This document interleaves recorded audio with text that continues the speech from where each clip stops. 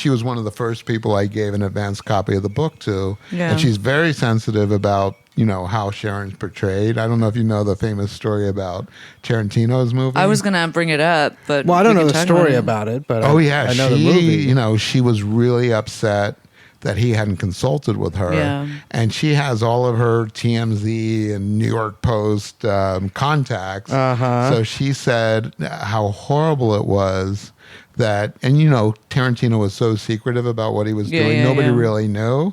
That she kind of shamed him into reaching out to her. Interesting. So he let her come over to his house or office. And she told me this story. She said he wouldn't give me the script, but he let me read it.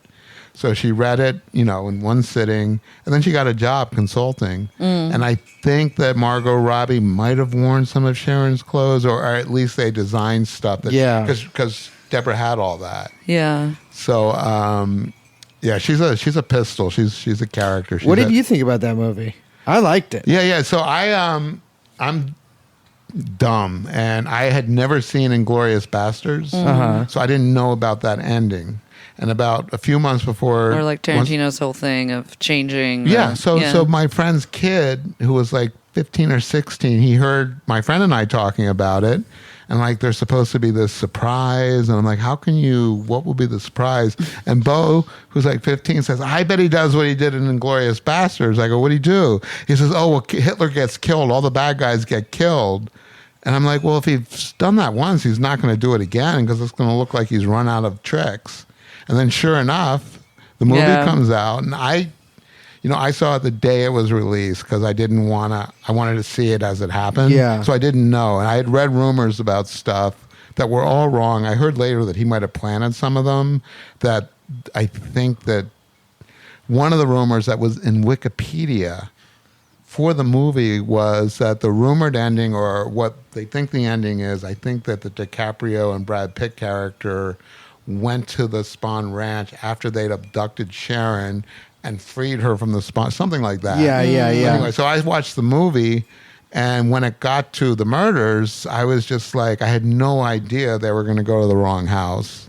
And then when I saw the actual, Brad Pitt doing what he did, scene. It was upsetting to me because everybody in the theater was laughing and cheering. Yeah, sure. And it felt disrespectful. I mean, Quentin and I had a phone relationship when he did the book he wrote after it. I was helping him, and he went on Rogan, and the two of those broed out about my book for like a half hour, and that was the best week I think I've ever had, Tarantino and Rogan. Yeah. So, but I saw that, and I almost left because I just thought, even though it's not, the people who got killed, it still seems disrespectful to their memory that people were cheering like they took one of the Manson girls' faces and put it through a phone. Yeah. And I'm like, but then, and this is where I guess he's clever, when Jay Sebring's character comes out, and I guess it's DiCaprio goes up the driveway, and he meets the people who got killed. Now, I've interviewed all those people's family, even Abigail Folger, her brother. So I've gotten to know some of them even pretty well. And when I saw that scene, and then the camera pulls away, and you have that little tinkling musical score, and then you see Once Upon a Time in Hollywood, it completely moved me in a way that I wasn't expecting. Really? Because I'm like, it's a fairy tale. And it was like, what if? And all those people lived. And then I still was conflicted. I was visiting my mom at her assisted living in Philly, and I had gone to the local mall the night it opened, and I didn't even want to drive. I just sat in the parking lot for a half hour saying, did I hate it or did I love it? And I, in the end, it held up for me. I saw it a second time, and I liked it. Yeah. I feel like Sharon is just like still, I don't know if you felt this way when you're getting in the reporting and stuff, but she's just this like mythical. Well, the amazing thing is, and I'm not, just saying this, but I interviewed so many people who knew her. Yeah. Not one person had anything bad to say about her. That's what everyone says. And that she was this like angel. Even dicks, even assholes in Hollywood would say she was the nicest person in the world, which again makes it, not that nice people shouldn't be killed but too. they're not that, she couldn't have been more of a, it couldn't have happened to a nicer person. And Ho also was 8 months pregnant. Yeah, exactly. So